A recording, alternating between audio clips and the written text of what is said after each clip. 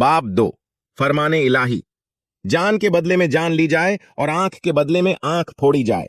2171 अब्दुल्लाह बिन उमर रज़ियल्लाहु अन्हु से रिवायत है, वो रसूलुल्लाह सल्लल्लाहु अलैहि वसल्लम से बयान करते हैं कि आपने फरमाया कि जो मुसलमान इस बात की गवाही देता हो कि अल्लाह के अलावा कोई सच्चा माबूद नहीं और मोहम्मद सल्लल्लाहु अलैहि वसल्लम अल्लाह के रसूल हैं, तो 3 सूरतों के बगैर उसका खून करना जायज नहीं।